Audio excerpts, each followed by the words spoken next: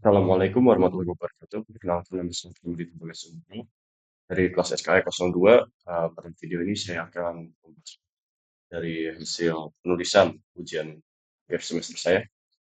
Dalam ujian ini saya disuruh untuk memberi penilaian terhadap diri saya sendiri dan tugas besar saya menggunakan Dive 5 dan kriteria penilaiannya. Pertama, Dive 5 adalah kependekan dari Deep Awareness of I, Intention, Initial, memikirkan tentang masalah, Idealization, dan Instruction Set. Life 5 adalah framework pemikiran sadar untuk menyelesaikan masalah yang terbentuk dari 5 langkah inti. Deep Awareness of I, langkah dasar yang melibatkan pengingatan terus-menerus tentang satu-satunya sang pencipta. Langkah ini menekankan pada kesadaran individu atau jiwa dan kesadaran diri, menyelaraskan tindakan dengan tujuan akhir untuk mengetahui dan mengenali Tuhan Yang Maha Esa. Ini adalah kondisi nafs yang berfungsi sebagai lapisan inti. Lalu intention. Ini adalah keputusan atau tujuan sadar yang mendorong proses. Niat berasal dari hati yang bertindak sebagai hardware, yang mengkodekan niat untuk seluruh perangkat kerja lainnya. Niat memastikan bahwa setiap langkah pemecahan masalah selaras dengan kehendak sang pencipta. Lalu ketiga adalah initial thinking, itu memikirkan tentang masalah. Langkah ini mencakup analisis dan pemahaman menyeluruh tentang masalah, memastikan pemahaman yang mendalam tentang sifat dan akar penyebabnya. Lalu yang terakhir, yang keempat adalah idealization. Pada langkah ini, asumsi dibuat untuk menyederhanakan dan memodelkan masalah, sambil memastikan bahwa asumsi tersebut dapat diandalkan, realistis, dan selaras dengan prinsip-prinsip menyeluruh yang ditetapkan dalam intention. Lalu yang terakhir adalah instruction set. Ini termasuk prosedur, langkah-langkah, dan metode berulang untuk mengimplementasikan solusi dengan niat sadar yang terus-menerus memandu tindakan. Lalu berikutnya adalah kriteria penilaiannya. Untuk pertama saya akan memberitahu eh, kriteria-kriterianya dalam bahasa Indonesia. Yang pertama adalah kesadaran tujuan, menunjukkan kepahaman akan peran pencipta dalam membentuk konteks studi kasus. Lalu kedua, kesadaran diri, mendemonstrasikan kesadaran akan bias asumsi dan peran pribadi dalam analisis. Lalu ketiga, konsiderasi etika, pengaruh etika dan moral dalam studi kasus diterapkan. Keempat, integrasi CCIT, selalu mengingat pencipta sepanjang esai. Yang kelima, refleksi kritis menunjukkan kepahaman mendalam dalam menghubungkan solusi teknis dengan dampak masyarakat dan spiritual. Yang keenam, kesadaran akan kelanjutan, bukti akan analisis secara sadar yang tidak terganggu dan progresif. Yang ketujuh adalah kejernihan niat, menunjukkan niat yang jelas dan bertujuan sejalan dengan tujuan akhir, yaitu diakui oleh pencipta. 8. Tujuan yang searah, menyambungkan tujuan studi kasus dengan nilai lebih tinggi dan prinsip penerus.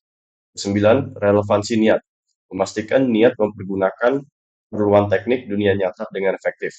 Lalu ke-10, fokus keberlanjutan, membuat solusi yang mempertimbangkan dampak panjang lingkungan, masyarakat, dan ekonomi. Lalu ke-11, fokus pada kualitas, menunjukkan niat yang sadar untuk mengutamakan keandalan, akurasi, dan ketepatan. Lalu 12, paham masalah, dengan jelas mengidentifikasi dan menjelaskan masalah teknik. 13, kesadaran pemegang dampak, mempertimbangkan sisi pandang semua pemegang dampak yang terdampak dari masalah dari solusi dan solusi. 14. Analisis kontekstual, menetapkan masalah dalam konteks fisik, sosial, dan teknis yang relevan. Yang ke-15, analisis akar penyebab, mampu mengidentifikasi penyebab tersembunyi, hanya gejala dari masalah. 16. Kepentingan analisis, memastikan proses penyelesaian masalah didasari pemahaman yang praktis dan dapat diaplikasikan. 17. Penggunaan data dan bukti menggunakan data yang dapat dipercaya, akurat dan cukup untuk mendukung pemahaman masalah. 18. Kejelasan asumsi, menunjukkan semua asumsi secara jelas dan menetapkan kepentingan. 19. Kreativitas dan inovasi, mempertimbangkan solusi yang unik atau tidak biasa tetapi masih realistis.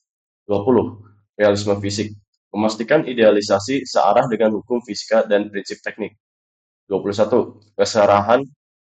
Kesearahan dengan niat, memastikan idealisasi searah dengan niat awal dan tujuan menyeluruh.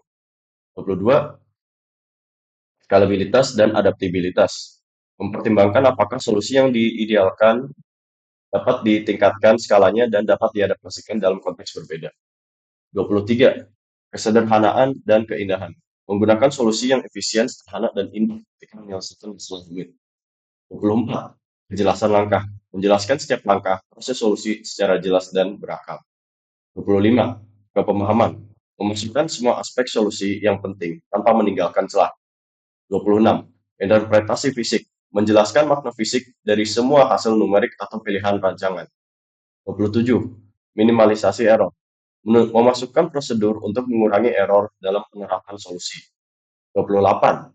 Verifikasi dan validasi. Menyediakan metode untuk memverifikasi dan memvalidasi solusinya. 29. Pendekatan iteratif. Menunjukkan kesiapan untuk mengiterasi dan membenarkan solusi jika perlu. 30. Integrasi keberlanjutan. Mempertimbangkan berlanjut dalam pelaksanaan solusi. 31. Keefektifan komunikasi. Menampilkan instruksi dalam cara yang dapat dipahami dan diikuti oleh orang lain. 32. Kesesuaian dengan framework DIY, menjaga kejelasan dengan semua tahap DIY. 33.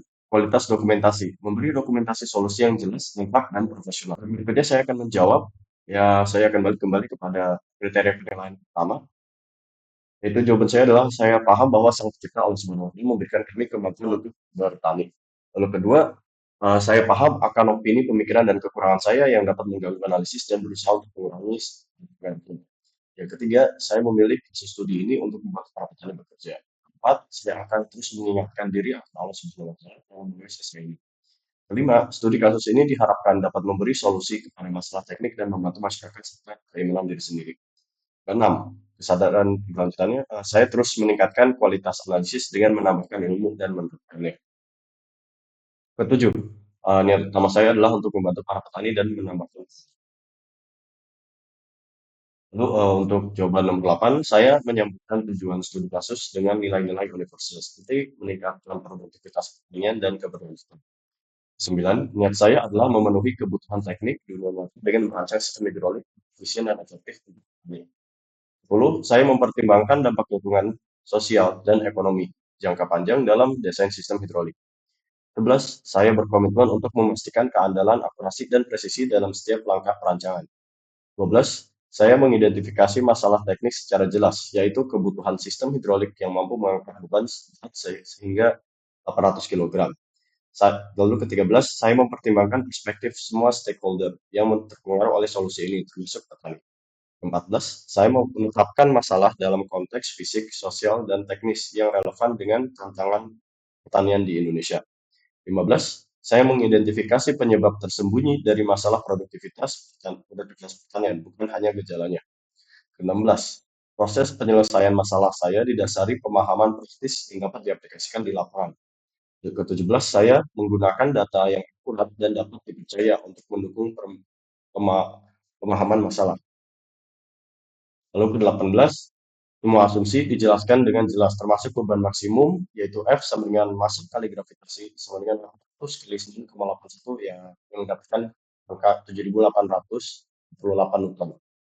19, saya mempertimbangkan solusi unik namun realistis untuk meningkatkan efisiensi sistem hidrolik. 20, idealization saya memastikan sesuai dengan hukum fisika dan prinsip teknik yang berlaku. 21, saya menjaga agar idealization sejalan dengan intention awal dan tujuan keseluruhan desain. 22, saya mempertimbangkan apakah solusi dapat ditingkatkan skalanya dan diadaptasikan dalam konteks di luar pertanian. 23, solusi yang saya pilih efisien, sederhana, dan estetis saat menyelesaikan masalah kompleks. 24, saya menjelaskan setiap langkah proses solusi secara jelas agar mudah dipahami. 25, semua aspek penting dari solusi saya masukkan tanpa meninggalkan celah. 26, saya menjelaskan makna fisik dari sebuah hasil numerik serta pilihan desain yang diambil. 27, prosedur untuk mengurangi error dalam penerapan solusi sudah saya masukkan ke dalam desain. 28, metode verifikasi disediakan untuk memastikan bahwa solusi berfungsi sesuai harapan tanpa kesalahan signifikan. 29, saya menunjukkan kesiapan untuk mengiterasi desain berdasarkan hasil evaluasi kinerja jika diperlukan. 30, praktik berkelanjutan saya pertimbangkan dalam pelaksanaan solusi agar mendukung keberlanjutan jangka panjang. 31, instruksi saya tampilkan dengan cara yang dapat dipahami dan diikuti oleh orang lain. 32. Saya menjaga kejelasan dengan semua tahap DIY melalui struktur analisis yang terorganisir dengan baik. 33. Dokumentasi solusi saya sajikan secara jelas, lengkap, dan profesional untuk semua aspek desain sistem hidrolik hitch traktor. Dengan pendekatan ini, saya merancang sistem hidrolik hitch traktor yang efisien, andal, dan relevan bagi kebutuhan petani di Indonesia, sambil mendukung keberlanjutan sektor pertanian.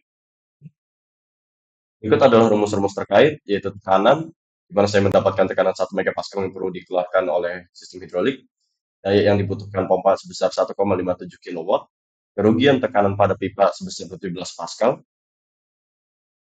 efisiensi sistem sekitar 1,33 kW, dan momen beban pada hitch factor didapatkan sebesar 3.920 Newton meter. Dengan semua perhitungan ini, sistem hidrolik dirancang untuk memberikan daya angkat yang efisien dan stabil sesuai kebutuhan lapangan tani di Indonesia. Sekian dari video saya, mohon maaf bila ada kesalahan. Assalamualaikum warahmatullahi wabarakatuh. Stay conscious.